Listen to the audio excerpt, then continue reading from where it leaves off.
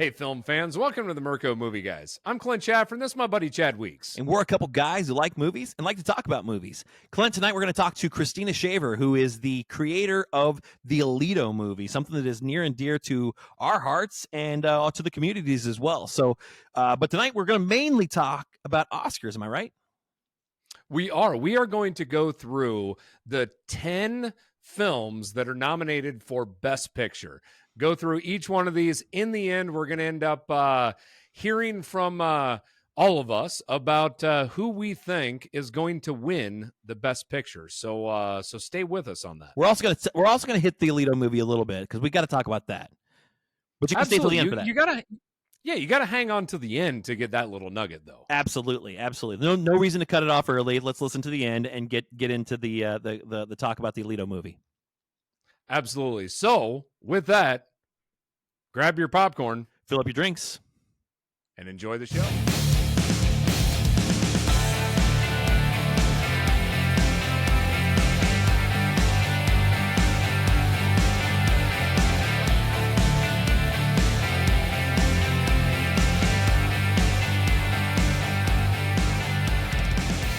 Christina, welcome to the show. How about you introduce yourself to everybody? Thank you so much. I'm so happy to be here. Very excited. I'm Christina Shaver. I am a filmmaker based in Chicago, but with family roots in Alito, and just real happy to talk about movies tonight with you all. Yeah. So thank you so much. So she lives in Chicago, but she's got that Mercer County heart is what it boils down to.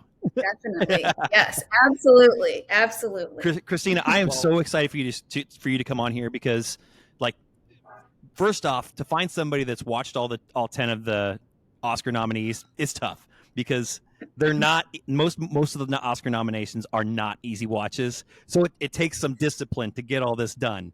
And I when I saw you on Facebook, kind of logging a little bit what you were watching, I'm like, we got to talk to her. We got to have this conversation because I want to hear your thoughts versus mine. I expect we'll have some different opinions on things, and I'm really excited to flesh that out. Yes, me too. And I have to say that every year I intend to watch every single Oscar movie. This is the first year I've actually done it. So I agree. It's dedication to the sport for sure. That's exactly right.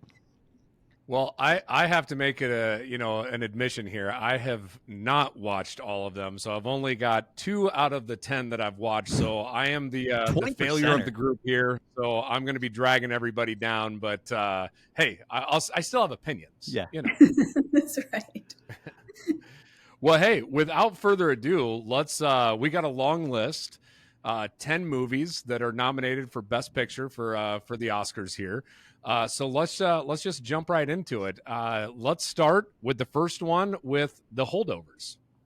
The Holdovers, Paul Giamatti. Yeah. So The Holdovers, I think, Clint, this is one that I think you should put on your list because this is going to be one of those Christmas movies that I think people are going to watch every year type of thing. It's very endearing. To say the least. I love Paul Giamatti, by the way. So this would be this was high on my list to try watching before this, and I just did not. Yeah, his role is great. I think he's actually is fantastic, but I don't think he was the real star of the show. I think it was is it Davine Joy Randolph? Is that her name? I think so. Yes.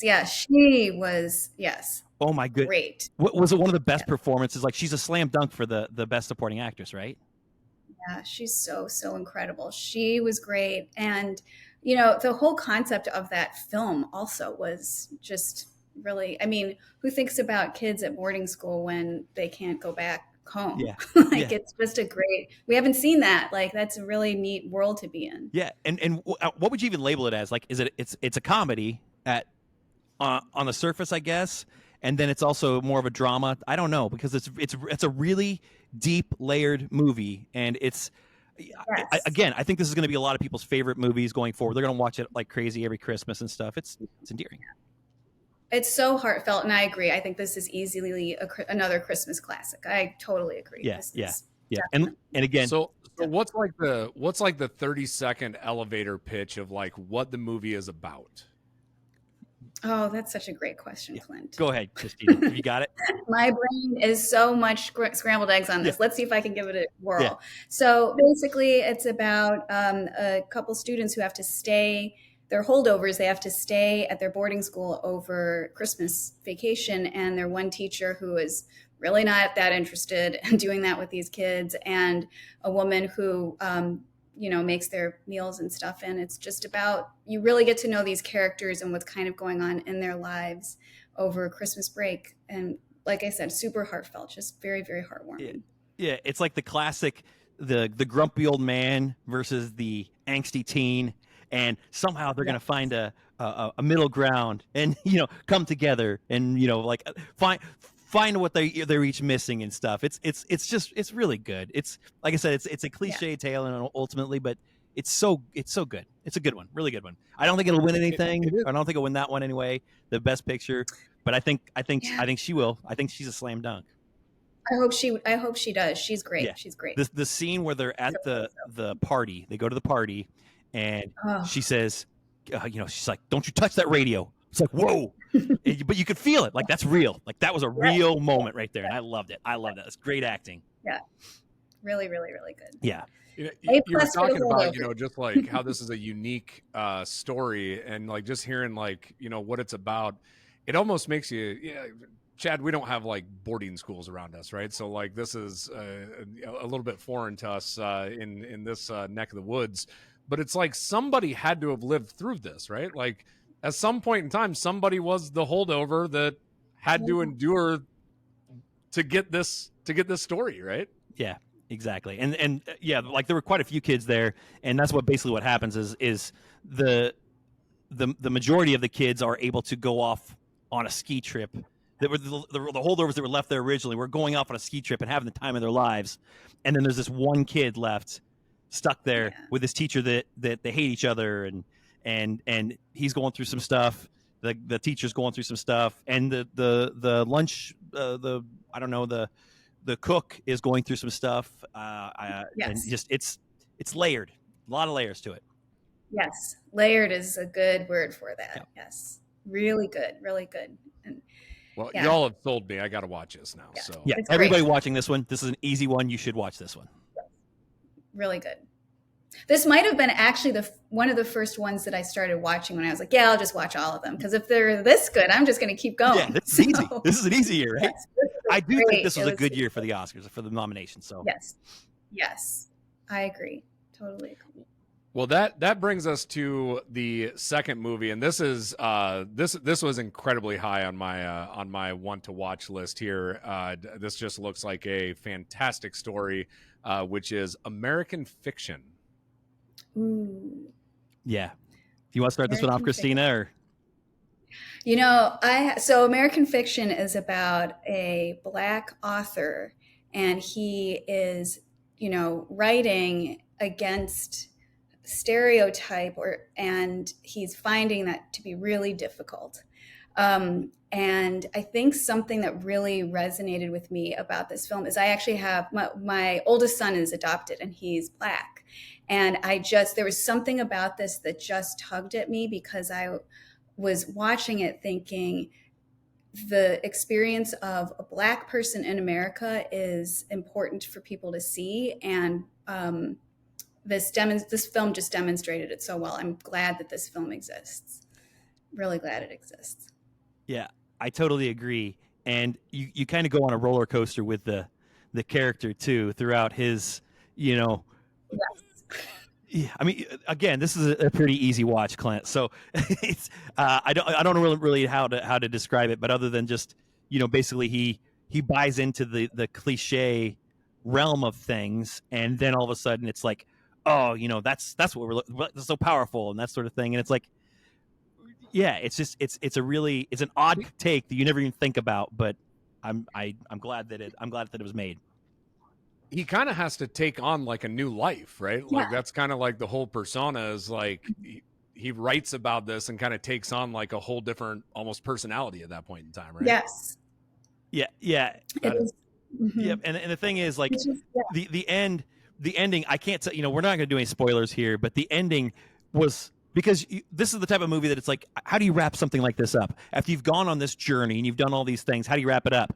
And I feel like they did the perfect example of that, to just say, all of what we've been through, and then here's this, and it just, that was such an original thought that I'm just not used to seeing something like that. That they were just so, I don't know, transparent about it or something. I don't know how to describe that, but I totally agree. When I saw that, because writing movies myself, I'm kind of like trying to figure out like where they're going to go with this. How are they going to, finish this? Yeah. Where are we going? Mind blown. That ending was absolutely incredible. At first, I'm like, well, duh, like and then it kept going, and you're like, oh my goodness, like again, not to spoil it, but that ending, such an incredible ending. yeah, Totally, absolutely. totally. Well, my interest was piqued when I seen it was Jeffrey Wright. I thought his character in Westworld, man, when that first came out, he was one of my favorite characters in that. So seeing him star in this, he just looks like he does just an amazing job at that role. Yeah, He's Commissioner Gordon too, right? Oh, that's right. Yeah. He's Commissioner Gordon, and like he's another actor that I just feel like we're going to see. This isn't like the top of the rung for him either. He's going to keep going. He's going to have so many more roles like this. He's very, very complex. Yes. Yeah, like I said, I go back to Westworld. That was like when I first seen him, and like I said, he was just one of my favorite roles on there. Which his character has such a cool twist in that TV show as well. Yeah, exactly. Okay, up next is going to be, and this is one I have no clue what this thing is about, so I'm anxious to hear y'all talk about it. But the Zone of Interest. This is the one I want to talk about more than anything. I know you don't have a clue what this is about. I don't know. Oh wow. Okay, well, wow. How does this get explained, Chad? So all right. So I'll give this one. So this is I can't remember who the director is here. I'll pull it up. But it's a complete. What's the director's name? Jonathan Glazer. Yep. Okay. So this is about a Nazi family working in Auschwitz, right at along the fence of the concentration camp there, and it's focused around this family and the wealth that they've accumulated as being this high-ranking officer and family in this situation, with the backdrop of Nazi Germany in the background. Wow. Yeah. So okay. It's weird because like the background noises are a huge part of it, because you hear things like people screaming and like gunshots, and it's just kind of like our background of a car driving by, and it's just that casual of an introduction to it. And the whole movie, you're feeling like you're watching it from you're spying on them, I guess is the way I would say. Christina, can you elaborate on that a little bit? Like, I don't know if there's a term for that or what. Yeah. No, I agree. I think we feel what's so interesting about this film is the way you enter it is through this idyllic scene where the family is like, is it a picnic that they're at, and they're by a stream, and you really get to know this family first as people and not as Nazi officers. And so because of that, and I think, you see them go through their house, and it's this beautiful house, and they have this beautiful garden, like everything just seems so nice and sweet, and because as the film kind of goes, you start to understand, whoa, we are actually right up against this concentration camp. And I think it really makes you uneasy and uncomfortable, because you're like, whoa, I thought I liked this family. Like I just liked them a moment ago, and I still kind of like them. Yeah.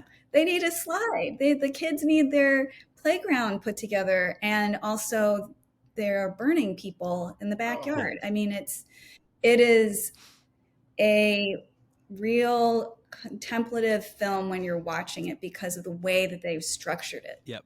And the way the mother comes in and she's doting over how much success her daughter's having with all of this, and and again, like you said, like they got to get their slide for their pool, and they're having parties here, and then they got they're getting a new canoe and all these things while all this is going on, literally right next door. And I think one of the big Mhm. things that it wants you to do is it wants you to realize that this is like we villainize the Nazis so easily because it's like some distant person. You can't be that. It's like, oh yeah, they're terrible. I can't imagine that ever happening. But it's like these were real people and they did real things and they were no different than us that made, and then they just started doing. It's like, so at the cost of wealth, bringing that in, like that's what it was. It's just like it's like they're constantly, and you can even see it in the film. Like you can watch him constantly. The main character, and I don't know what his name is. Do you remember what it was? I can't remember his name. No, Yeah, I'm horrible with names. Yeah, but Yes. he kept constantly. You would have the light and the dark played such a big part in this one. Okay, so he's constantly turning away from the light. Every chance he gets, there's the light over here, and he turns away from it in every scene. And then you look at like the Dutch girl that's out there helping the Jews, like hiding apples and stuff like that. She's in a pitch black, like negative camera frame type of thing, and then they're always basked in light. It's in the middle of the daylight, and I think that's what it is. It's like it's letting you know that it's not like I don't know how to describe it. Do you know what I'm trying to say here, Christina? I think I think this is what makes this movie so like people. There's a feeling of conflict in it because the way that we are manipulated as an audience is to embrace these people that they are human. We also are human. They experience the same emotions that we experience. They don't like their job. They're being forced to move to a new town for their job. They don't want to do it. That happens to us all the time too. Yep. It's like the filmmakers really did such a good job of putting the audience in the shoes of people, and he made this family not it is a Nazi family, and at the same time there's a humanity to that family that we all experience in our own families. And so there's this definite feeling of just emotional, like cognitive dissonance and like emotional conflict within yourself as you're watching this film, because it's wrong, and in the back of your mind you're like, I don't support this. I don't support this. And you just get the idyllic scenes that they're in, the argument that the husband and wife have about like, why I need to stay here. I'm raising the kids here. Like, this is the best place for the kid. Like, it is really a lot of cognitive dissonance. And I think there's such a metaphor for this too. Yes, this is set in Nazi Germany at Auschwitz, but you could say this about, it's a metaphor for so many people working for maybe not the Nazis, but a bad corporation, or being good people in their lives and making really bad decisions professionally, or working for places that are not maybe doing the best. You can really expand this out. Yeah. It is a really mind-blowing film. I agree. And all of that just all makes me feel like just uneasy. Yeah, the way. Yeah, it is a very uneasy. The whole thing, everything, every part of it's about to make. Describing it, because like, well, yes, you want, like, I mean, that's just like some of the most evil things that humans have ever done. But they're also trying to portray it as like that this wasn't that long ago. They didn't use old camera film. Like, this is modern, high definition. They're letting you know this was not that long ago. This is not that long ago, and this could be you. Basically, is what it is. These were humans just like you, making these decisions every day, and they treated it like a job, and they're just wild to think that was happening. And and before we move on from this one, I do have a go ahead. Well, I do have a question though around this, because this is it's an incredibly heavy topic and a very sad topic and scary topic, and a lot of things that you could describe that. But I'd like to ask Christina around you write, right? Mm-hmm. So you write movies. If you were to write something like this, what is the emotional impact that a writer would feel just trying to write a picture like this? Because this cannot be, I couldn't imagine just the emotions that you'd have to go through just putting this on paper. I actually cannot imagine writing this, or like, it's so hard to stomach to watch it, because you really, or even acting in this, because you really do, you must put yourself in the positions of those characters. I like, as a writer, you have to be able to understand every single character, and be able to, almost, at least I do, like, put myself in that character's shoes, and what would I do in situations, and so like, you'd have to really empathize and sympathize with them. And that seems so, that I don't know, that's a tough one. Yeah, That's like against your moral compass. Correct. To do that, right? Yeah, I mean, right. that's almost like the push pull that I'm hearing you all talk about, is like, you don't want to sympathize or empathize with those folks, Right. like, and that's Right. the hard part. It sounds like what a movie like this would end up kind of Yeah. bringing you into. But Although, you know what? It's so interesting you bringing that up, because like, somehow, like, we could talk about murders or robberies or other things that are like not great also, but somehow I think, because this was just like so wide scale, like, and it's just there is a definitely ick feeling. I think that it's because of the there is something, there is a different rank of evilness, right? Yeah. Like that is like, and I understand, that there's a whole bunch of other scenarios that are bad, but it's like, this one is just, oof, but again, man, I think it's because we it was generally just accepted, and it's like, this is just this is Yeah. just a job, and it's like, so it wasn't like they didn't feel like they were. I mean, I don't know. You could tell that like the guy, as he grows, like, you can tell that this is taking its toll on him, but also it's like, he's going to keep doing it, so because he doesn't feel like he's doing anything wrong. He's just doing his job, just doing my job, Right. Yeah. Well, I have a great idea. Let's go on to a lighter film. Let's do that. And get away from this. So we're gonna put a cap on that one and go to the next film here. So let's talk about Barbie, which this is one that I have actually seen. So Oh, good. What do you think? What's your take, Clint? I really enjoyed it. I thought the cast was spectacular. I loved one of the things that I enjoyed about it. I grew up with three older sisters who played with Barbies. Right? We had a house full of Barbies. We had the house, the car, like, all of that aspect. And for me, there was a little bit of like nostalgia that went along with this movie. I loved the sets. I thought the sets were just absolutely done. I don't know. I just thought that was just very well done, very well thought out. And then you have the story too, right? I mean, the story that goes along with this, I thought it was very, one of the scenes that I go back to is when Barbie enters the real world, right? And then gets this dose of reality that it's like, no, Barbie has set the wrong expectations, right? You haven't done what you think Barbie is set out to do, right? And I thought it was just very interesting on that kind of dynamic that she kind of had to go through. And then you got Ryan Gosling as Ken, and I thought he just did a stellar job at that as well. So I thoroughly enjoyed it. I enjoyed that movie. That was a really fun movie. That one I actually watched in the theater. I did not stream that one. And it was so fun to watch it with an audience.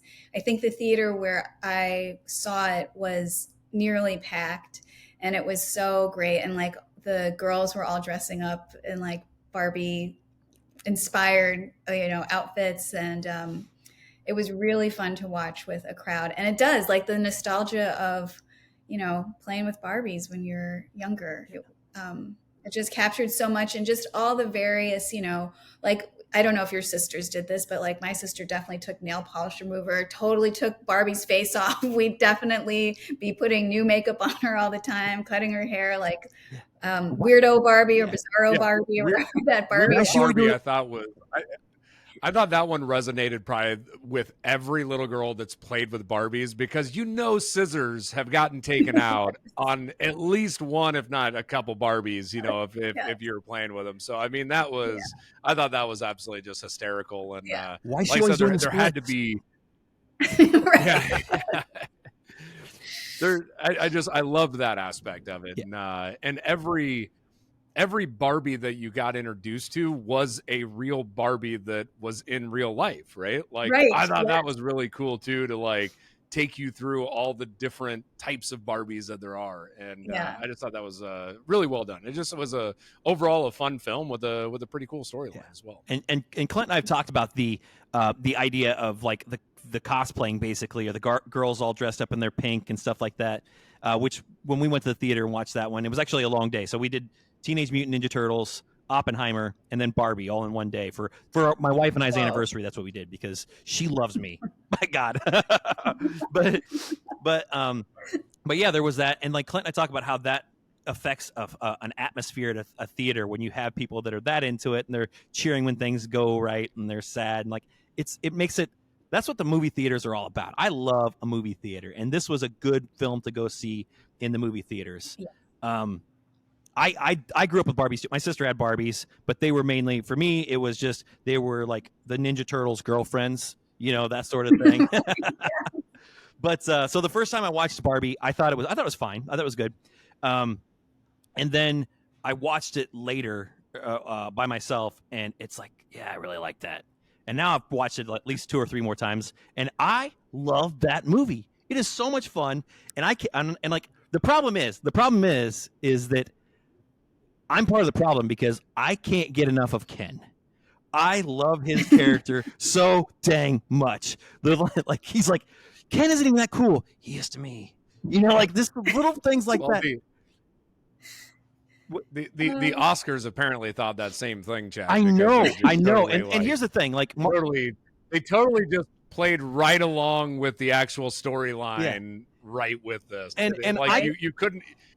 What they did, you couldn't write that any better to go like. Yes. Correct. And for me, like Margot Robbie not getting nominated for Best Actress is acceptable for a little bit, just because of the fact that is a really hard position. Like it's a little harder than the supporting actor. You know what I mean?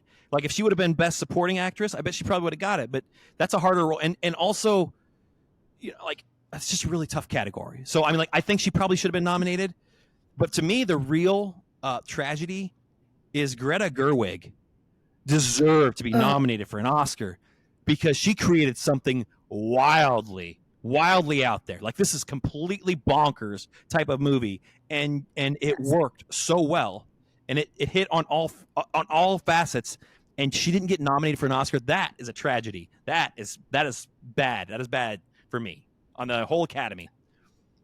I totally agree with you on Greta Gerwig. She should have absolutely been. Yeah. Like this, yeah, it is a travesty because, like you said, it is bonkers. It goes so many places. It visually goes so many places. It takes you in and out of realities. It goes back into the past of like real life, the real life, person that started Barb. Like she just goes absolutely everywhere, into dream life, into our pretend world. It's like how on this. Just the imagination that was put into this film to not have that recognized in that way, it is definite. I mean, it's a huge. The details that tied it all together, like her feet not touching the ground, and Right, weird Barbie, and like the way that she just glided into the cars and the size of the car. Yeah. It's just all so perfect. And it's like, because when you hear a Barbie movie, it's like, oh, so it's basically going to be about a blonde couple on the beach somewhere, and it's going to be set in Miami, or Maui or whatever. Malibu is what it'll be. Malibu Barbie, yes. But ultimately, it was just going to be another movie, another romance movie or whatever. And this is completely out there. And to invent something that's completely out there and works, and it had to be the biggest at the box office this year, right? I mean, I would assume. Yeah. And well, that's the other thing that I was going to say is it also created a movement in like the entire world. So it's like there's got to be something to be said that if you created a movie that was that impactful to everybody, there ought to be some credit where credit's due. Yeah. Yeah. Agreed. I think that was a huge oversight. I think although I have to say, do. Oh yeah. No. You go ahead first. Go ahead. I might take us off on a different topic. That's all right. That's all right. It's totally fine. That's just fine. Yeah. Okay. I do have to say, though, I think that if you're an older woman and maybe not relating to Barbie so much, that Naiad, I don't know if either of you watched Naiad. Who is it? Wow. Bad Christina. Annette Bening. Yes. Is yeah. that the yeah, name? Yeah. Annette, like I said, sometimes not great with names. Annette Bening, fantastic performance. And it's this woman who swims, and she's up against, it's just like I said before, she's up against all these odds, and she is able to swim from Cuba to Florida. And it is also such a woman power movie, and it gives me I had the same feeling watching Barbie, in terms of just like women can do it. Yeah. So I don't know, if Barbie's not your speed, check out Naiad. Yeah. Which like I said, Barbie was my speed. And what I was going to say, Christine, is that it's also a travesty that nobody here has mentioned my I Am Knuff hoodie that I have here. It was just delivered today, and I'm very proud of this. I'm seeing it now, and it's great. Yeah, my wife. What was the name of Ken's? Alan? Yes. Alex, no, the Ken's house in the movie. The the other Ken? Simu Liu? No, sorry. In the Barbie movie, the Ken, like his little area that he had. Oh, it was like it was like called. Yeah, because he had the Ken house. Yeah, I had it on memory for like a week. Yeah. But it was so fun. Fun name, but I didn't mean to cut you off. Your wife. No. My wife and I did, or not my wife and I. We had a takeover. My wife and a couple of her friends did a podcast previously doing like chick flicks or whatever, and she brought up the Barbie movie, and she's like, "Yeah, Chad thinks he's Ken, but he's definitely an Alan." It's like it's a very sobering thing to. They didn't say that once. They said that about 15 times. Oh yeah, they all agreed. Yeah. Chad's an Alan. But anyway. Well, you showed them with your shirt. Mm-hmm.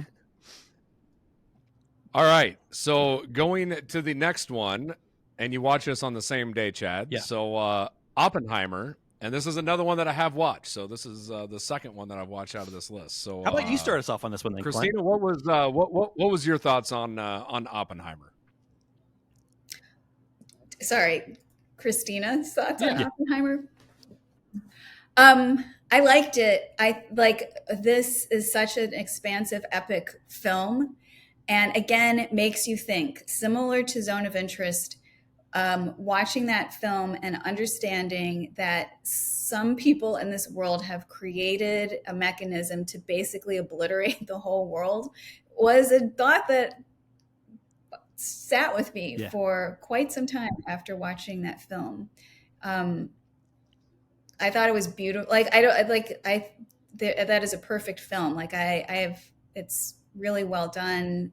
The cinematography, the acting is great. I like the bouncing back and forth that they did in telling that story. It was, but it is sobering to think about. We made the atom bomb. Yep.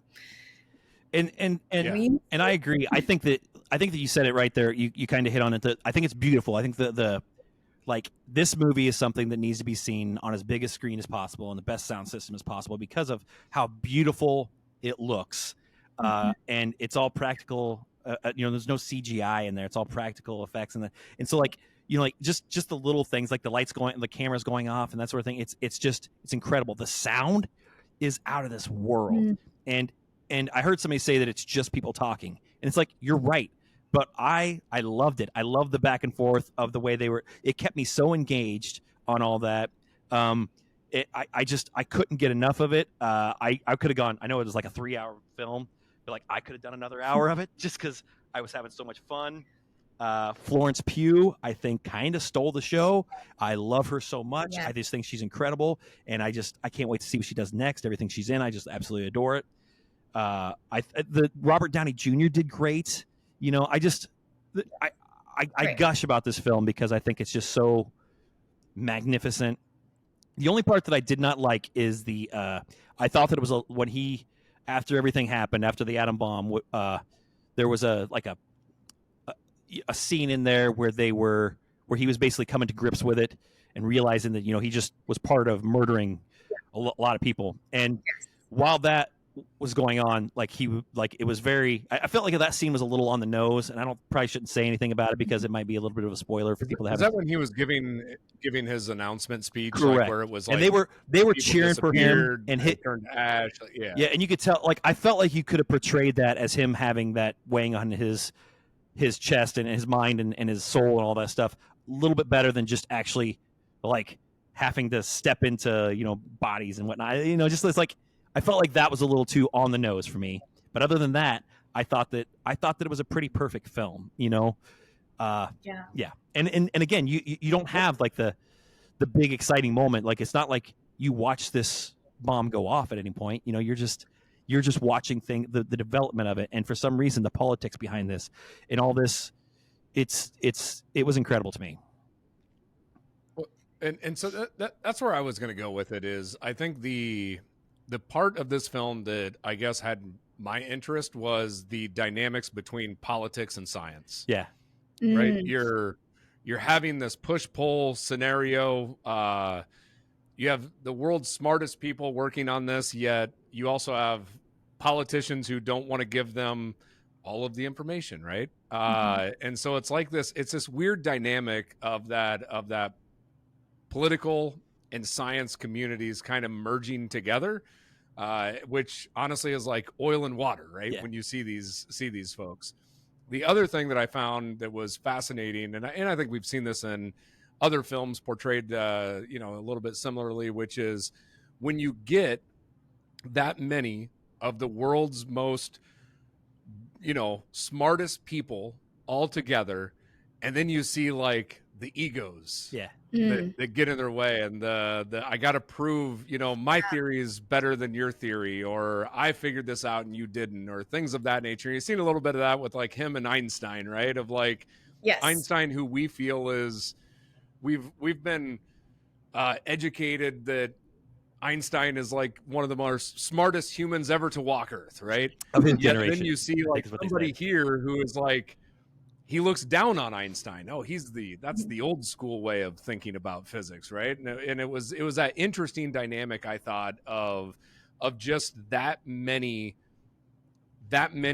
people who are that smart, all trying to work together. Yet you've seen this really cool, like, I don't know. It's just kind of almost like their relationships were never smooth. They were always abrasive. Yeah, and I found that very entertaining to see the dynamics between the characters. Incredibly intelligent adults, but still ultimately childish, jealous children. What it all comes down to. Yeah. What's so interesting talking about this after talking about Zone of Interest is that like no one, like, I don't feel from this film like, oh no, and like we're watching these people who are about to kill a whole but like, and it's interesting how those two movies plant you, because correct, like I don't have any like issues with in the same way as the Zone of Interest. So sorry, no, that's a great way to look at it too. Yeah, I totally agree. The thing is, like, and this is weird, right?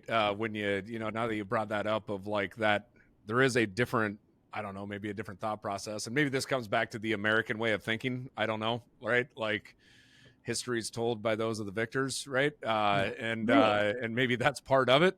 But the other thing too that I think this story kind of touched on a little bit, which is if the Manhattan Project didn't happen in the US and it wasn't successful, it was going to be successful from somebody else. Right. Yes. And at that point, when you see that dynamic of multiple countries, not just the US and Germany, but also Russia included in that, and it's like all of these superpowers are trying for this, they're all trying for the same thing, right? They all see the power in splitting the atom. And it's like this film kind of gave a little bit of sense to that, to where it was like there was an urgency of like, we have to do this before somebody else does this. Now, does that make it the right thing to do? I think there's a lot of people that can have a lot of debates on that, whether that was the right path or things of that nature. Some people would say without that, the World War II goes on for, decades and a whole bunch more people get killed, right? So it's really hard to to determine a lot of those things, but it is a little bit different because I feel like there was other things that were happening that kind of forced their hand on some of this. And I don't know if that's just, again, how I've learned history, right?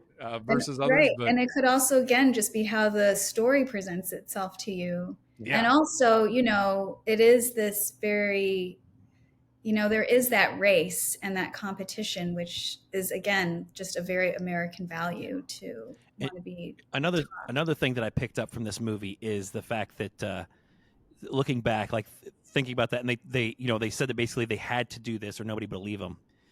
I don't know if they said this or if I just implied that, but like, because if somebody said that they created this bomb right now and they told everybody and just like put it out there, like, and did a test, whatever, nobody would believe it. There'd be so many skeptics that they're like, nah, that's not really true. They don't really have that. They can't harness the power of the sun. It's not possible. It's not possible. I couldn't do it. Right. So like you had to prove it. You know what I'm saying? Like, again, I don't know if that's the right answer or not, but I'm just saying, like, I see that, as it would be an issue today.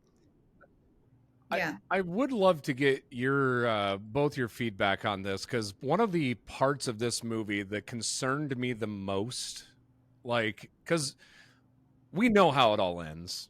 We know what happens. So, like, some of that isn't shocking, right? But I feel like one of the moments in this movie that was shocking to me was, like, are we going to ignite the atmosphere? Yeah. And that was, like, a moment in this movie that I'm like, hold up. What? Yeah. Like, this was a concern at some point in time that we were going to melt the earth, like, and we still were just like, it was never zero. Yeah. Like, that was never a zero possibility. That was, like, always on the table. It may have been a small chance, but it's like, man, that's still a small chance is still a chance. I told my dad about this movie, and he's like, did they talk much about the fact that they didn't know if they would just ignite up the whole atmosphere or not? I'm like, yeah, I didn't know that was a thing. That guy had no clue. Like, what? They didn't talk about that in history. Has anybody ever told us this? Yeah. No. Crazy. We were never taught this. And when he started talking about like, it, out of all this, yeah, out of all the stuff that was happening in the movie, when that happened, I'm like, what? Yeah. The way they explained it, it's like, oh yeah, I see how that can happen with all like, it makes sense. I couldn't explain it to you now, right? But hearing them say it at the time, it's like, yeah, that makes sense. We're going to burn up the whole atmosphere. Yeah. Crazy. Yeah. Oh, yes. War movies. Oh, yeah. They just. I know you're not a huge fan of war movies and stuff. So. No, but every time they're like, oh my goodness. When you think about. Oh, yes. Yeah. So one thing I will say from the cinematography and the sound, one of my favorite scenes in that entire movie that I thought was just absolutely done beautifully was when they did the test explosion, and you seen the flash of light, and everybody was wearing their visors and their goggles, and then of course you get the shockwave. That whole scene to me was very, like, you almost felt like you were there. Like, that thing went off, and when that shockwave hit, you could almost feel it. And again, they didn't know if it was going to ignite the atmosphere, and everybody's the going way to die. that the lights went off, it was almost blinding when you're watching your TV, right? Yeah. Or in a movie theater, I'm sure that's even tenfold. That it was just, it just felt very real in that moment. Yep. Yeah. Yes. And yes, so engaging. I mean, again, A+. Like, you can't. I don't know how you. Yeah. It was so good. Yeah. So good. You're just like in it. I will throw a quick. Again, this is just one of them that I've watched, but I will throw out a criticism. Chad, am in a little bit different boat. In like, I was ready for it to be over. Yeah. When it got to the end. I enjoyed a lot of those aspects, and there was a lot of things within that movie that I truly enjoyed, but it's probably not one of those that I will go back and watch anytime soon. And it is one of those, like, at the end of the movie, I was ready for it to wrap the story up and be done. So that will be my small criticism. I know I'm probably in a very small minority on that feeling, but I think there's a lot of people. That's where I'm at. There's a lot of people that have that same sentiments. Yeah, and that's not taking anything away from the movie itself. Yeah. It's just that I get it. Really long movies like that, there can be times that. Do you know what movie was long? Was Barbie shorter than Oppenheimer? Because Barbie was pretty long too, wasn't it? I don't. I should look those up. I shouldn't just ask. Barbie's only 2 hours. Oh, Barbie was 2 Yeah, hours. 1 hour okay. and 54 minutes. Wow, she did so much in that time. Yes, she did. Well, women just get it done faster, right? That's right. Yeah. Go girls. Yeah. Okay, so on to the next one, and this is I'm incredibly interested to hear everybody's take on this because this seems like such an interesting movie, and again, one that I would love to see, which is Emma Stone in Poor Things. Yeah. I'll take the lead on this one because. Okay, so let's start with how Kayla and I watched this movie. We went to the theater to watch this, and we walked in, and there was only like 2 other couples in there, and this older couple ladies walked in, and when they walked in, I turned to Kayla and I'm like, they're not gonna like this. Like you just like they're not gonna like this, and I counted about 5 disgustings from them before they just finally got up and walked out. So, like, this movie, you want to talk about a movie that is not for everyone, it is this one. I personally was completely in awe of it. I think that, I can't think of the director's name right now. Yorgos Lanthimos. Yes. Okay. Yes. So, I love him, okay? Like, most of his movies, or most of his films, like, are just crazy off the wall. The Lobster, Killing of the Sacred Deer. I'm just looking them up here right now. The Favorite, I forgot that he even did that one, but like, yeah, he's got. These are like my top 3 movies of all time. Are they really? Okay. Oh, I'm so glad you. I mean, I love this guy. He's a great director. Yeah, he is a storyteller. What he chooses to put up on screen. Yeah, Christina. Not like after I watched The Lobster, which wasn't that long ago. It was after it came out, and I watched it probably. Well, yes, it was only 2015, so I probably watched it in 2022 or something like that.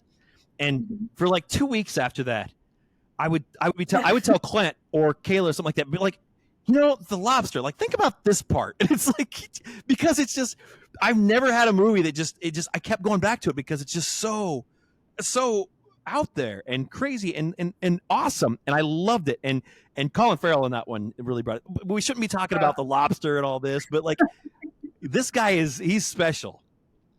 He is. I think that his creativity, his imagination, how he like even truly like selecting what it is that he wants to work on, because all those films are so specific. Really, everyone makes you think. You don't leave any of these films without, just like you were saying, thinking about The Lobster for a week, just thinking about the premise of Poor Things for a week. Like you're just left. It's so visually stunning.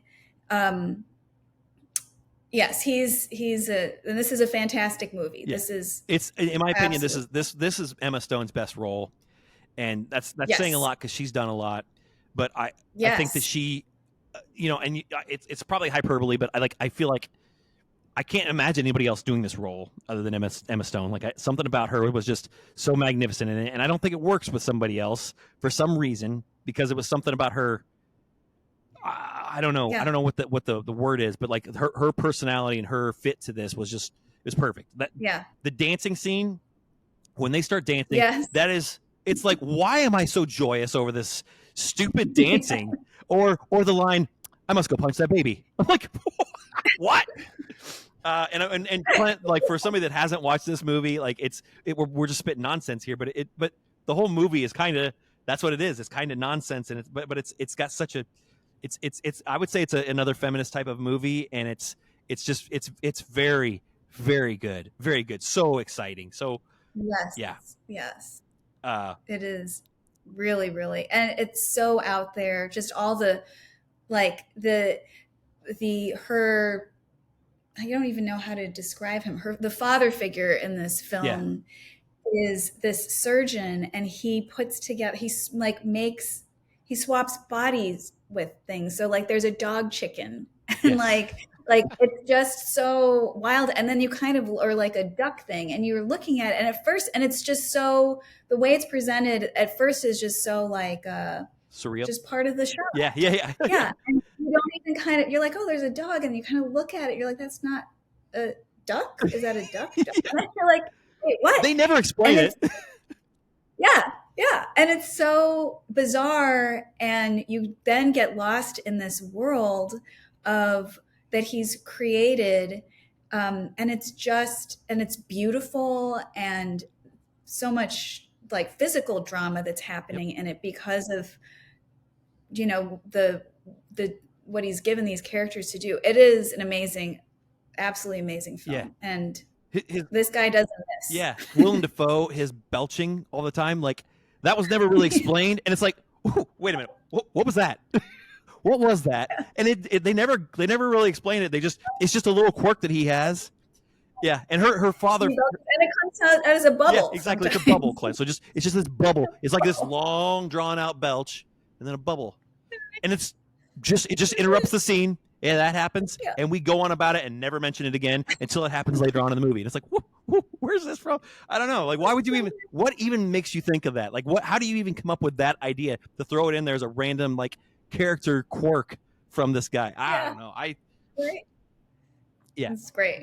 This is another one that I would say that, like I said, I'm just really excited to watch this, because hearing y'all talk about this, like, it just sounds wildly entertaining, and it sounds like you never know like what's all No. going to happen, Yeah. which is Yes. really fun movies to watch like that. Well, I'm going to hold you to it because I told you about the lobster for 2 weeks, asking you questions about it, just saying, hey, like this just crazy thing happened to the lobster. And I don't think you ever watched that one for me, so I'm going to hold you to the poor things here. I do need to watch that. Yeah. So that is Mark Ruffalo did sure. great too. He was such a Oh yes, kind of like, yes. you're used to having Mark Ruffalo as either the rom-com guy or Bruce Banner, like the good guy in all of his movies. Right. This one, he's just kind of a sleaze, and you kind of hate Yeah, him at some points, but also sometimes he's it's like, great. I like him. Like, I don't know. He's a sympathetical villain at points, I guess. I don't know. Yes. You kind of feel sorry for him. You're like, oh gosh, Yeah. he just biffed it again. Yeah, Like, exactly. He's also not doing very savory things himself. So it's kind of like, yes, Exactly. he's great. Yeah. So great. Yeah. So good. And again, like the visuals on this film are just so stunning. That ship, the place that the ship goes, and I'm kind of blanking. I can visualize Babylon or something like that. I don't know what exactly. Yeah, the Babylon type of Yeah. location. That was great. That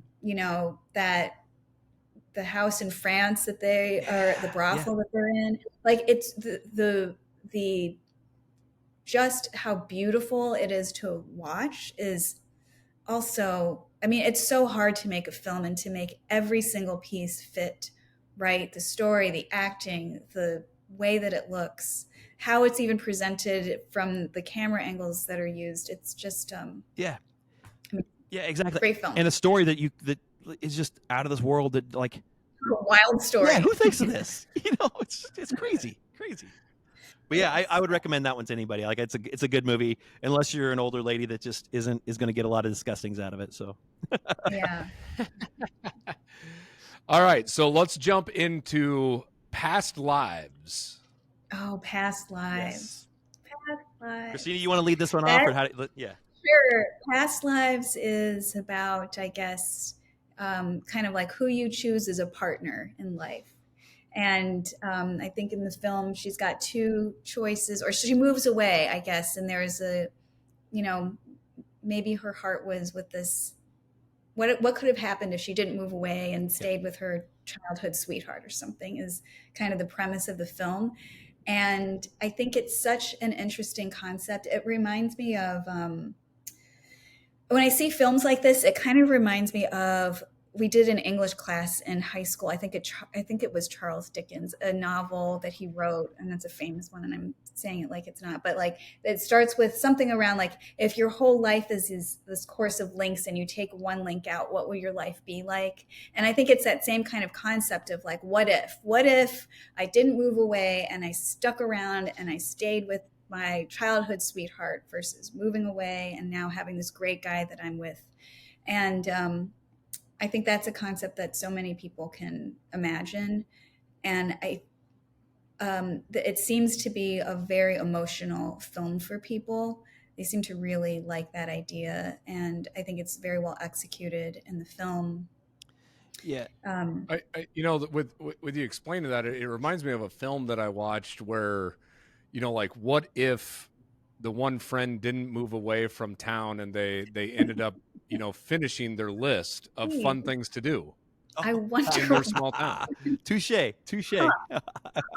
Huh, what a great idea for a movie. Yeah. That's a fantastic idea for a movie. That's a great idea for a movie. We should do that movie. But it is a lot like that, though, isn't it? I mean, like, they basically they move apart. Basically, so the story is based off of this past lives things, which is like a cultural phenomenon, and basically each life that you live gets you closer to that like right now, all of us in this interaction gets us one step closer. Is that the way you kind of took it, Christina? I'm like, just and so in this scenario, basically she moved away from South Korea and moved to America to be a journalist, a playwright. So I think she did all of the above. So yes, and ultimately left this person behind. They reconnected and did through Facebook, I think, or something like that. And then but in the meantime, then they disconnected from that because it's like, well, we're not going to see each other because I can't go to Korea. You can't come to America for another 3 years, I think was the number, something like that. So it's like, what are we doing here? And so they just stopped talking to each other. And then, she gets married, and then he comes back, and then it's all this flood of emotions and things like that. And this movie was really, really powerful. I don't know. I watched this with my wife, and I remember we were laying on the couch together, and when the final scene or whatever, it wrecked me. It was a punch in the gut. It I don't know, something all of a sudden, and then it just emotions, man. It's just so incredible. That is such a powerful movie. I'm not going to say it's the best one out of this group, but I could probably say that this is the best movie that I watched because it definitely evoked the most emotional response. It's incredible. It is so real, those feelings. And it's they are addressing real life situations and it's crazy. It's just absolutely crazy. The way they did it is beautiful, beautiful story. Yeah. I think that we can all relate to, I think you live long enough in life and you can relate to that story to a degree, whether or not it's about a person or just a different path that you would have chosen on any choice that you made in life, that it doesn't necessarily, your emotional tie-in doesn't necessarily have to be about, a childhood sweetheart. Correct. Or something. It could be really anything. And I think that's why it is so emotional at the end, because I think it is so easy to relate to this idea of, did I make the right choice when I did X, Y, or Z? Yeah. And what if I chose A? What if I chose A? Yeah. And man, that could have been a great thing to I think we all can relate to that concept. Sure. And I think that's why this is so emotional. It's very sentimental. And again, same Chad, I was a ball of emotion at the end of it too. Out of nowhere. I wasn't expecting it. It's a good movie. Then all of a sudden just that, and I wish we could spoil this movie. I really do, because there's this, I know. one thing happens and it's just wow. Yes. It's wow. For some reason I wasn't expecting it. I should have been, but I wasn't expecting it. It just wrecked me. Just boom. Yeah. Wow. So powerful. Yeah. And that's how you know that it was a good film. Like I said, just that one thing. They left that one thing out. It's not, I wouldn't even have half this much, but that one thing. Yeah. So good. Agree. Yeah. Agree. Absolutely agree. All right. Let's go on to Anatomy of a Fall. It's tough to transition from that one because of it's we're all wound up about emotions here, and Clint's all right, let's go on to Anatomy of a Fall. Okay, so Anatomy of a Fall has got to be in my top 3 movies of all time. Okay. And I know I just said all the Yorgos Lanthimos movies were also my top 3 movies of all time. I have many top 3 movies of all time. So great. Yeah. I love family dramas. I just love family dramas. Yeah. And I mean, this is like family dramas on steroids because it's like in a court. So just that idea, and really not knowing as the audience, like what happened. So this, the husband falls and we don't know whether or not he was pushed or whether or not he tripped and fell off the roof or the balcony of his house and died. And it's just unraveling their marriage, their relationship with their son. They have this dog that is there, also cute and sweet dog, and like that again, something happens with a dog that you just get so emotional about too. Like, really great movie. Yeah. I loved it. And the main actress, Hewler, I think is her last name. Yeah, Sandra Hewler. And she was in she was in Zone of Interest as well. She's in 2 of these. Oh my goodness, is she really? That's her? Yeah. Oh, it is her. I think she's. Wow, I hated her so much in Zone of Interest. Right. She's like the only character that I couldn't stand in that whole movie, but but that's what she did a good job because that's what she was supposed to there for. Right. Right. So I loved it. I'm all for Anatomy of a Fall. Yeah, I was sucked in. I liked it. I liked the story. I really liked the cinematography of it. It almost seems like it was a found footage at some points. Did you get that feeling too? Like when they're and I don't know how else to describe this, but like I caught it at one of the courthouse in the courtroom. Like it's like they're darting around with a camera. And it feels like it's like somebody in the crowd is holding up just its own camera or whatever. It's kind of crazy. So I agree. It was really good. I think my wife really liked that one. I thought it was really good. And I really liked it. I like the family drama aspect. I like the way the boy Daniel, which is Milo Machado Grainer.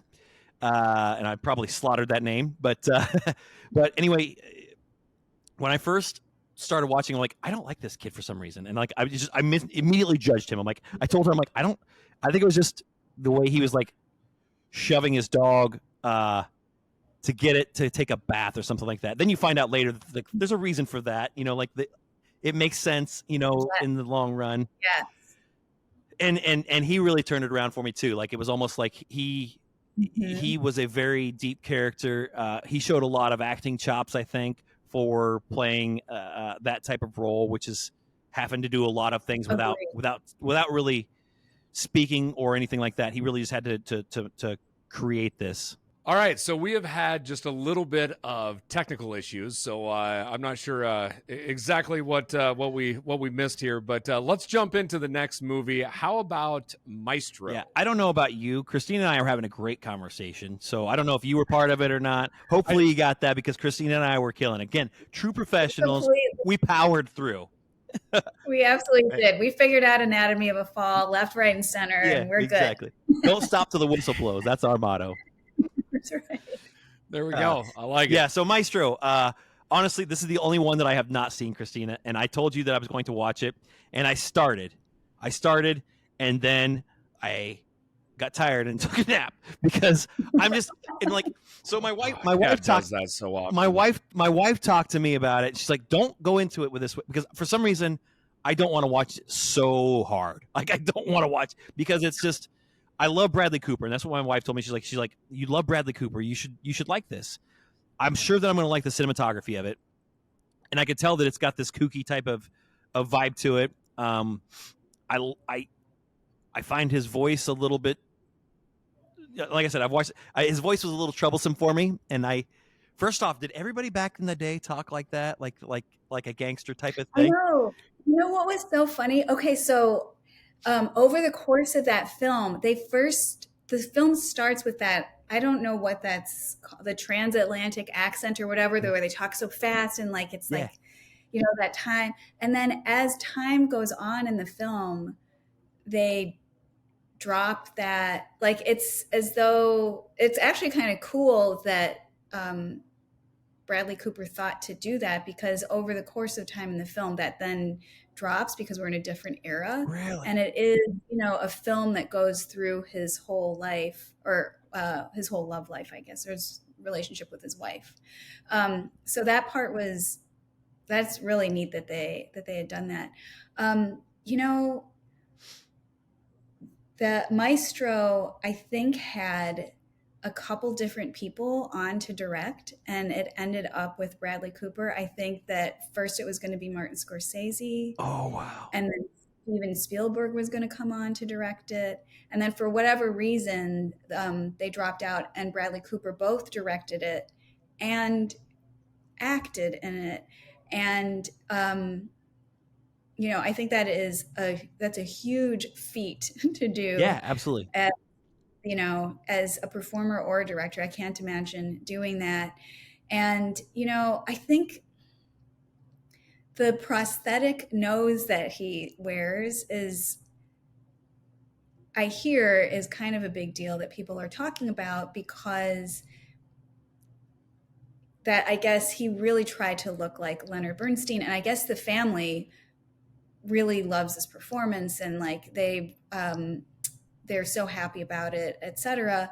And I think what's hard about it is, and even when we were talking about the voice, is that he's doing an excellent job looking and acting like Leonard Bernstein. But I think it's like, again, like a little cognitive dissonance of like, that's not what he normally sounds like. That's not what he normally looks like. And I think he's so famous, and we know him so well in different roles. And I think for the audience, it's a little difficult to get over that.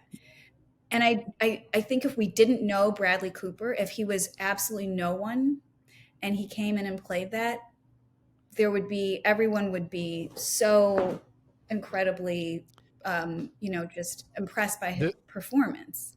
That actually reminds me of, and I haven't seen this, but just you describing that, Christina, it makes me think of Tom Hanks in Elvis, which, like, everybody hated Tom Hanks in that character, right? Which is like, you've seen him play not only a bad guy, but he was, you know, completely done up to where you couldn't really, he didn't look like Tom Hanks, right? Yeah. And I think that I think that's accurate, where when you see somebody that is so recognizable, Right. when they don't look like what maybe they normally do, I think there's almost like a disconnect Right. with the audience. What your expectations I are. think right. And Yeah. I think it's with his voice and the way that he looks in this film.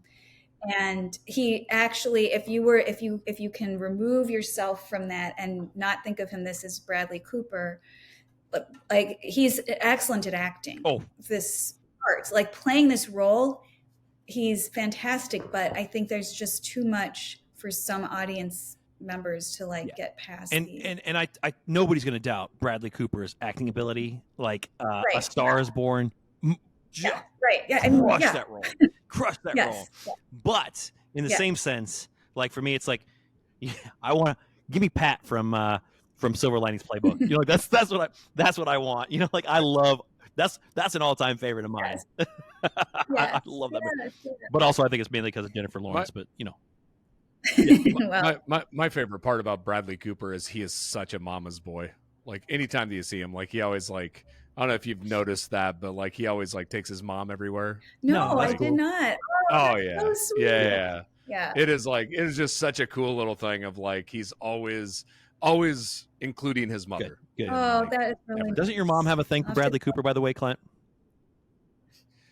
Yes, yeah. Man, I want to say that was back when like Limitless came out, and my mother made some very awkward comments about her thoughts of Bradley Cooper. And I remember that. You know, it was one of those, like, it was, I mean, my mom's not vulgar, so it's not like it was vulgar or anything, but like it was enough to make me feel slightly awkward. Yeah, it stood out for me too, because it's like, oh, Anita's got a crush on Bradley Cooper. That's okay, whatever. Mom, if you're listening to this, I'm sorry for calling you out, but you had a big Bradley Cooper. You know what? So. She is among many women. Big Bradley Cooper fan. And so ultimately, to bring it back to this film, like I think that I'll watch it again with Kayla. Like I haven't watched it all, but I watched part of it.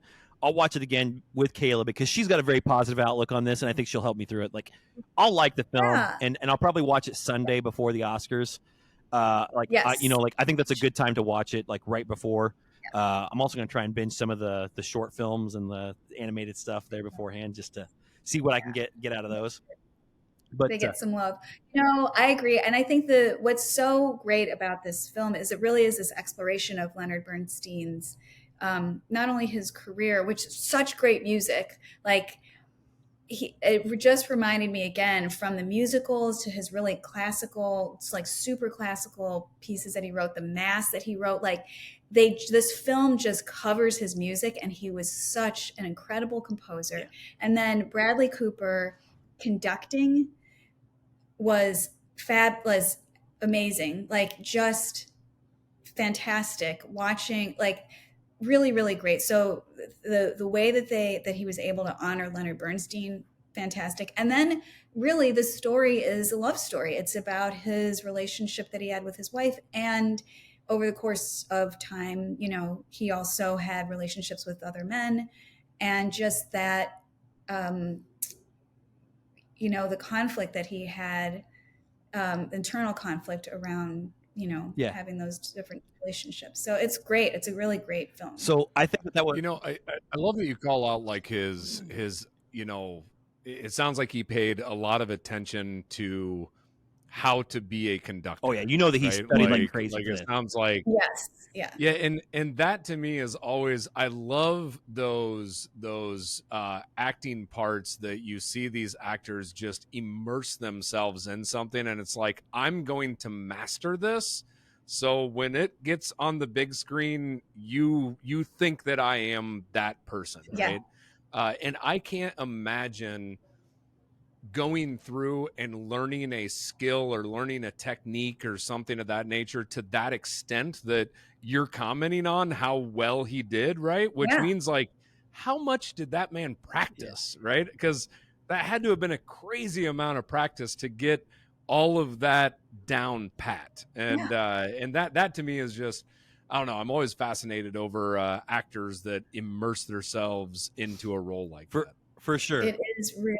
Yeah. And absolutely. And in the like half hour or whatever that I've watched this movie, that's one of the music that you talked about, Christina, and was like, that is fantastic. Like you can tell that is a like, and it does say, like, I had the subtitles on and it pops up this song by Leonard Bernstein, and it's like, that's cool. So this score is like, and that's like, that's awesome. And then like you said, like the way he conducted, like I believe him as a conductor. Like, I mean, he was into it. I believed him. And then the other thing you mentioned was like, it starts off with him talking about his like the first scene is him talking about his love for his wife or her. He just mentions her. And then the next scene, you see him standing at a window, and then he jumps in bed and smacks a dude's bare butt. You're like, whoa, wait a minute. Did I miss something here? So it's like, I agree. I need to give it another shot. It'll be good. I'm more excited now that I've talked to you guys about it. Yeah. I do have a complaint though. In that short amount of time, the smoking aspect is so annoying. Like, how are you going to talk to somebody? Did you notice how much that like he takes a puff off of his cigarette and then blows it right in her face? It's like, turn your head, man. Just turn your head. We have moved so far from the days of smoking like that. It's so true. It's like, I'm sure that's the way it used to be too. Yeah. I'm sure people just. Yeah, that's barbaric. We were talking about that. Right. there was a few of us talking about that on airlines, right? Like, I mean, like airlines have like a non-smoking sign now, right? But it like used to be like you would get in this aluminum tube 30,000 feet above, and 160 people are sitting there lighting up and smoking. Like, I can't fathom like,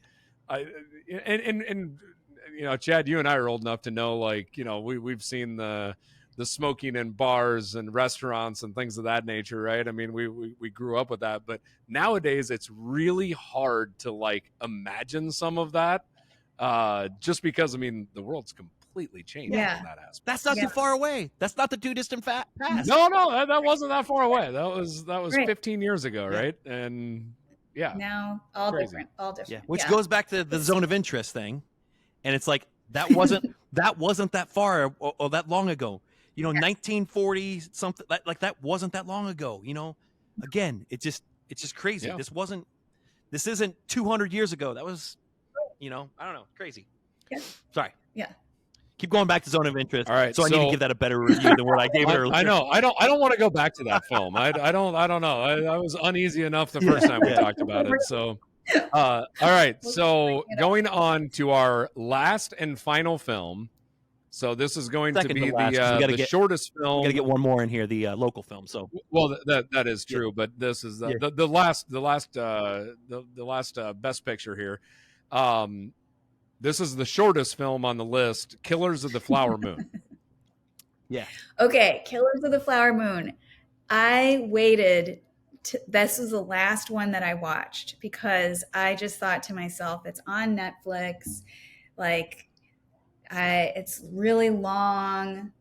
I loved this film, and I wish that I didn't come in with such a sourpuss attitude. And maybe it says a lot for the film that I did come in with a sourpuss attitude and was like, just impeccable film. Yeah. I was not ready to absolutely love it, and one of my top 3 films of all time. No kidding. I feel like Christina's top 3 films of all time is at least 20 just from this that's conversation. That's at least the 10th film that was top 3 right there. So, Yeah. What was your so you say that you love this film, but it did get a lot of criticism for how long that it is, which is just a Martin Scorsese esque film at this point in time. I mean, you heard people, theaters that were taking breaks in between. Yeah. What was your thought on that? My Oppenheimer for Chad. I could have kept watching. They could have kept Oh, wow. going, and I would have kept watching. I really, really got into it. At some point, I just was in it. Yeah. It was great. It was very. The film is about the Osage.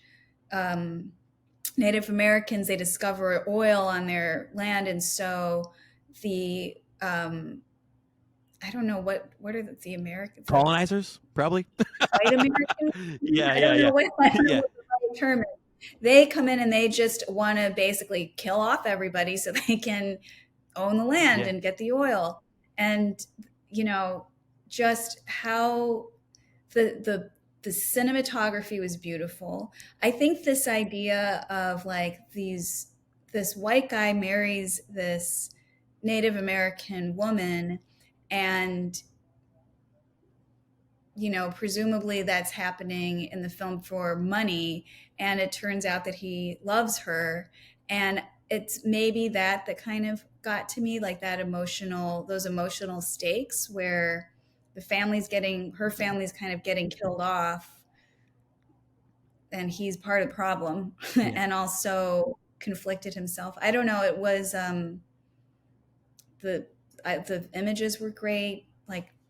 Is Leo a perceived good guy or bad guy in this film? What is or is it just a little bit of both? Yes, that he's a good guy doing bad things and a bad guy doing good things. He's both. Okay. And I think they did a good job of portraying that, because you don't really know where he lands on this spectrum, because it's he's a bad man, really. Well, you say he's trying to do right, and he's being pressured into again, back to zone of interest, where it's he's doing his job because his uncle is telling him to do this. He's got to do it this way, and he's basically just doing his job, but he really is in love with this woman, and so it's. But you were saying married for money. Is it one of those he's marrying marrying her to try getting the land that the oil is on? Is that the whole thought process? Well, to get her checks, basically.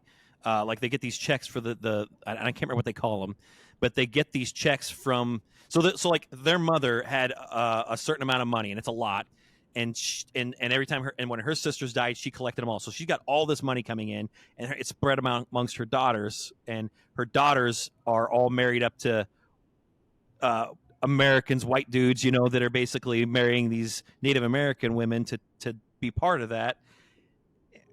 And it's very complicated. It's hard to even navigate talking about this because like it's a very dirty thing that happened, and we're talking about somebody that maybe wasn't completely a bad person, but he still did a lot of bad things. So like, I mean, he's still a bad person, any way you shake it. Yeah. So it's tough, and they do a good job of portraying that because they don't really tell you, oh, you need to sympathize with this person, or you need to like this person, or you need to hate this person. They just say, what do you think? And I like that. Yeah. Yeah. Well, for instance, one of his sisters is married to one of his sisters, her sisters, the Native American sisters, marries two of them marry the same guy. Like she marries one, or he marries one, she dies, he marries another one. Like, and so that brings me to my next point here, Christina, is like, I think that to me the pacing was kind of off because to me at some points it seemed like it was too long, but also it was too rushed because like right there, like they literally went from one scene where you're at a funeral for this woman, and then the next she's married to her sister is married to his husband. Her sister is married to her husband. Like I don't really know how to describe this, but people who've seen it will understand. But so I'm like, wait a minute, what happened here? And so like I felt like it was a little rushed in that area, but also I feel like some of it could have been wrapped up quicker. I also think that Robert De Niro, I didn't love his role in this one. Like I think he got Best Supporting Actor nomination. I don't think that's. I really think Jesse Plemons, or Plemons, however you say his name, I really liked his role a lot better. And as much as he's got a whatever, I don't know, he's got a personality that's like different, but like I'm liking him with every role he plays a little bit more, and he plays kind of an awkward. That's the guy with the really punchable. I wanted to say that, Clint, but I wasn't going to say it. Yeah, I'm going to say it. I mean, come on, like he's made a living out of playing a role of a character that you typically dislike, right? Yeah. Like, I mean, like that's, but he usually ends up being a good character guy, and yeah. He's got a new, like, is it the Civil War movie that's coming out? That he plays in. I think that's the guy. He's like the knockoff Matt Damon guy, right? Yes. Am I thinking of the right guy? Yeah. Okay. Yes. Yeah. Okay. So he's in the new, like, there's a Civil War movie that's coming out, like a modern day Civil War. Oh, so and if you watch that, it's like, just the trailer will get you like thinking, right? Mm-hmm. But he's in that, and he plays like the exact role that you would expect him to play in that movie. Like, I'm really starting to like him the more I see him. And like in this movie, I think he really stole the show. And I think that, well, actually Lily Gladstone carried it. Like, let's be honest. Lily Gladstone. My goodness. She was incredible. Yes. I didn't even know she was acting. Yeah, I thought exactly. she was the person in that movie. Like, she was amazing. Yes. But one scene with Jesse, is it Plemons? Am I right on that? Plemons? Doesn't matter. He's not going to listen to this, so but anyway, like the way they do it, they have one scene where they're telling a story, and he's looking this way, and they're talking about the night before, or maybe it's vice versa, but I think they're talking about the night before, or nights earlier, and so it's daylight while he's sitting at this table with this older man, and he turns over his shoulder, and it cuts to a dark scene. And it's like that's the way they transition from light to dark, and it, like a memory basically, and that is a really cool transition, and it's one of those things that like I really appreciate that. Like that was like a really artistic moment, and I so simple but so cool. Yeah, I say simple, but you might have a different opinion. It's not that simple. No, I think that's just using yours. When you make films, you've got to figure out how you get from one scene to the next scene, and those can be really tricky sometimes. And because they can be tricky, they are also fodder for like really cool creativity and imagination. And so when you're able to execute that, it is magic. great. Yeah, my wife and I talk about that a lot. As It's the really transitions. interesting talking about. Yeah, and I was about ready to say something similar, which is the more that Chad and I have gotten into watching all sorts of different movies, right, and being able to be a part of, like, you know, different movie sets now, and going up and actually watching things and then seeing how they come out in the end. A good transition or a creative transition to me, when I'm watching a movie and it's just a great transition, it's like I want to pause and just Yeah. Yeah, enjoy it. exactly. You know, like, it's like that was so well Yeah. done that it was just I don't know, because, like, I feel like people take transitions for granted, and when they're done just wonderfully, they are so Yeah. creative. I don't know. Agree. That it is definitely magic that happens when those are executed the right way. Yeah. But yeah. So But what was speaking of transitions, what was so interesting to me about and I'm not going to give away the ending of Killers of the Flower yeah, Moon, but the actual how they ended that movie was also, again, like these are some films this go for these Oscars for this year where the endings were like they just, again, totally unexpected, yep, not how I thought it was going to end. Really thought provoking, interesting. Like there was, again, just the way the homage to the Osage Native Americans at the end was really beautifully done. It was, I thought it was an excellent film. yeah. An excellent film. I agree, and I think that's the kind of the common theme here is a lot of these, you know, the endings are what really paid off for a lot. You know what I'm saying? Like a lot of these that we talked Mhm. about, these endings are very powerful. So I recommend everybody watch all these films because you should. I mean, like especially what are you going to do on Sunday? You know, you got to watch the Oscars. You want to be able to know what these movies are like when they're talking about it. Like some of these are really special, man. Yes, really are. I agree. Hard to pick a winner. Christina, when you're going through and you're watching all of these, you know, we just went over 10 best picture nominations, and when you're watching these from, you know, from your chair as somebody in the business, somebody that's writing film, what are you trying to take away? Like, are you watching them out of pure enjoyment, or are there still spots where you're almost taking notes of, like, oh, I want to take that down and maybe introduce that into, you know, my story writing or things of that nature? Does it make you, like, when you're a part of the business like that, does it make you watch movies a little bit differently? I think I do watch movies really differently. And I have to say, I generally am in awe. I think before I made movies, I was more critical of movies. And now, having made them, I'm like, every movie is a feat. Yeah.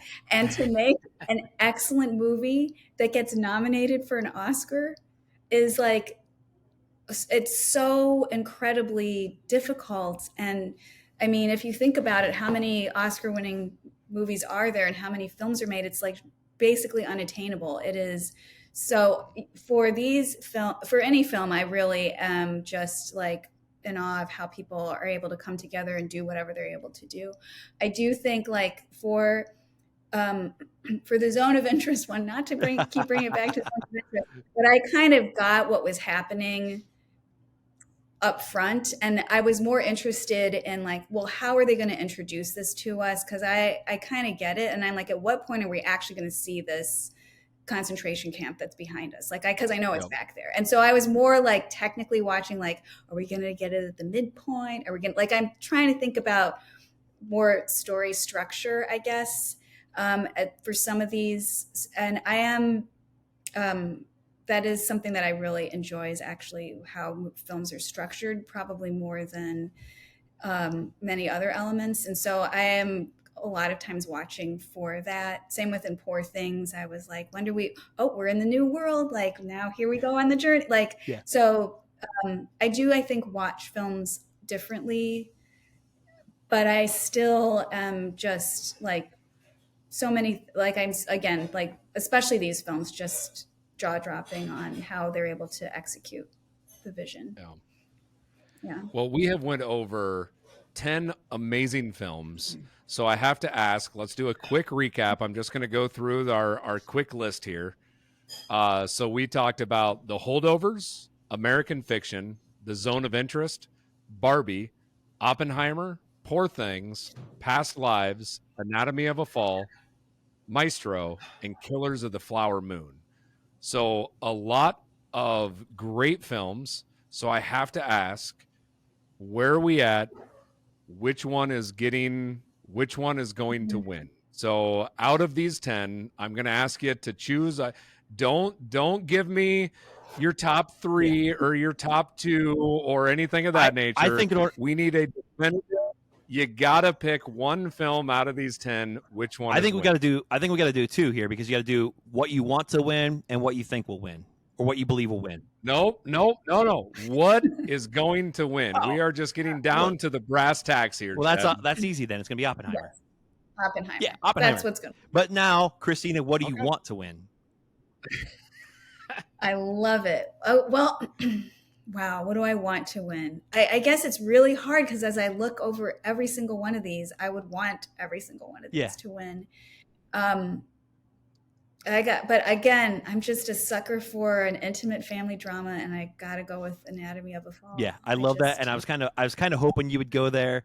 I think for me, I think it would probably be Poor Things, just because of how different it was. And again, like you went back to it so many times after that. You kept thinking about it. I love it. I loved Poor Things, and I wish that it would. I mean, it's getting the recognition, but I wanted to get the real recognition. You know what I mean? I want it to be an Oscar winning film. But yeah. And I think Anatomy of a Fall is, unfortunately, I don't think it is going to win an Oscar, because I think there are the inventiveness of Poor Things. I mean, and Barbie, like all of these films, they've got many, many, many things going. Again, it's a great year for the Oscars. It really is. All this stuff. It's great year. Great movies. Yeah. Yes. Yeah. I don't regret watching any one of these films. Same. I never wish I got those hours back. They were all excellent. Yep, absolutely. I've had a blast this year. Well, we have went through 10 amazing films, and I love getting your feedback. So it sounds like Oppenheimer is going to walk away with this. So it'll be interesting to see if it's going to be interesting. See if that's what happens. A lot of times, like when you think that there's a shoe-in, that's when the Academy changes things up. So it'll be interesting. Yeah, like you think Greta Gerwig would get nominated for Barbie, but she didn't. I mean, I hope I'm wrong. It'd be cool to see. Oppenheimer's got so much great press. It'd be cool to see something dramatic, just for the drama of it. Of like, oh, absolutely, I agree, absolutely. Well, so let's transition to wrapping up here. I would love to talk to you real quick about the Alito movie. I know that you've been going around doing screenings on this. Tell us what we can expect, and where are your screenings at, and how are you feeling? I'm feeling really good about it. We've had some really great screenings all around the country so far, and people love it. And what's so delightful for me is watching it with an audience. And we screened it in Alito, as you guys know, in June, and it was such a great screening. We got tickets to that as official cast members or whatever you call it. Yeah, can't wait to update my IMDb. That's right. You've got to get that. Your uncle told me to do that. I'm like, I am going to for sure. Yes. And that screening was so good. And I thought, well, it's never going to get better than that. Like, if this is in the town where we filmed it, like people are in it. Like, I'm like, that's going to be the best screening. And like, I peaked. Like, that's it. We peaked on the film. And the screenings, they just kill it. People love it. It's so fun. And people really get it. We've screened it in Chicago and Los Angeles and Wisconsin. We're screening it. The Phoenix Film Festival picked it up. So nice. April 5th, for anybody that's out in Phoenix. Is that the one that Susie's going to be at? Susie is coming to that one, yes. And that's so coincidental, because she's playing in Phoenix the 2nd and 3rd, and I think she's playing in Tucson the 4th, and she's coming back to So I'm so excited to see it with her because she hasn't seen it with an audience yet. And it's Oh, wow. a totally different experience to watch it on your laptop Very than fortuitous. with Yeah. a crowd. Yeah. And it's funny, the jokes that hit in Alito, some of them, well, they're Alito specific jokes that people kind of gloss over when they're not familiar with Alito. So it's, and then vice versa. It's fun.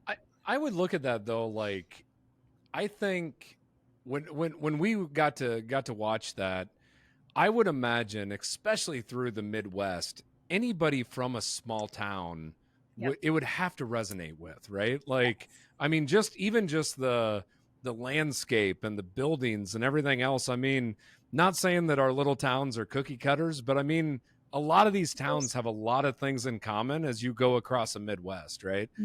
So I could imagine that, you know, out in some small town in Kansas would have a similar feel that Alita would have. Yeah. And, you know, what's interesting is, you know, I think of this, this film as like just a way to think about home. And even in Chicago, there was a guy that came to me after the screening, literally with a little bit, I mean, definitely emotional, saying like, I'm from a small town. Like, he doesn't know Alito. He's like, I'm from a small town, and you just, that's what it is. That's like, he's like, that just really rang true for me. So yeah, I think it can really be generalized to. Christina, I want to tell you about something. Like, speaking of that Phoenix screening, like, I want to talk to something that's going to be really personal for me. Okay, so the fact that Susie Boggess is going to be watching this in Phoenix and stuff. So she was a big part of my childhood. Okay, because every morning you get up and you listen to WRMJ. Shout out to WRMJ. You'd listen to WRMJ and you'd have B. Daniels in the morning playing Susie Boggess every morning. And that was just part of your routine. You'd hear Susie Boggess every morning. So you hear this person on the radio every morning. And now there's something really surreal. And I mean, I know this is minor, but for me, it is so surreal that she's going to be watching a movie in Phoenix, Arizona, and she's going to see me, and she might laugh at my scene. You know, I feel like my scene was pretty funny. There was no line, but it was a pretty comical scene. And like, Susie Boggess, one of my childhood icons, or I don't say what icons, but like, you know, like a big part of my childhood is going to be laughing at a scene of a movie that I'm in, and I can't tell you how proud that makes me feel. It's surreal. It's weird, but I love that thought. I don't know, something crazy about it. But you know what? Your moment always gets a laugh. 100% of the time, you nailed it. Well, you know what? Laugh every screening. Yeah, if you need somebody to play a drunk guy, I can do that, Christina. I can accomplish that. Just I was gonna say, is that called acting, or is that just kind of reality? You know? Oh, that's so good. Yes. So, well, I'll tell her when I'll should. let her know. You should tell her that how that much that means to me. It's a big deal. Yeah. Well, Christina, I just got to say, like I said, you know, I was talking about this before we hit the record button, but that movie was so well done, and we had such a blast watching it, such a blast being a part of it. I mean, just congratulations on doing that, because pulling off any movie is not easy, and pulling off a good movie is really hard. And you pulled off a really good movie. So congratulations on that. Thank you so much. And I wish I could say it was just me, but it's a full team effort. Every single person, that from Bethany directing it to Jennifer and Sarah. Yep. Including Bethany's bird. Yes. Bethany Bird. Yes. And I think that's, and Bethany's bird. Yes. Yeah. And Bethany's bird. Robbie, the Robin. Yeah. Robbie the Robin. Yeah. I've still got Bethany's phone number and one page out of your script that is hanging up on the wall over here. And oh, that's so awesome. Yeah, so we got kind of a movie type of atmosphere in here for the what we call the pool house or whatever. But yeah, it's hanging up on the wall over there next to my Kevin Smith picture, actually. So it's but I can't wait to have you guys, when it gets closer to you guys coming to Alito again or something like that, where I would love to have you guys back on here again, because I would really like to dive into that movie again and just talk about it ahead of this. So absolutely. I'm so happy to do that. Yes, and hopefully we can screen it in Alito again really soon. We've got to get through these festivals And as soon as we can get it out, just publicly available, Yeah. that's our Yep. your first stop is Alito. Yep. And I'm keeping an eye on all these music festivals, these film festivals and stuff, because if Clinton and I can make a trip up there, I would love to do that again and go watch it again. Yes. See you there. Yeah. So yeah. Yeah, absolutely. Well, Christina, I know that we told you that we were going to take, roughly an hour to an hour and 15 minutes of your time, and instead we took well over 2 hours. So thank you. Flown by. It's flown by. Kind of like Killers of the Flower Moon. I could do another hour or two. Watch what you wish for. We like to talk. So. But no, thank you for hanging in there. Sorry for some of the technical issues that we had as well. But thank you for joining us here this evening. This has been a wonderful conversation, and hopefully everybody out there enjoys it as much as we have. Thank you both. Thanks, this Christina. has been really fun. Great to see you. Yeah.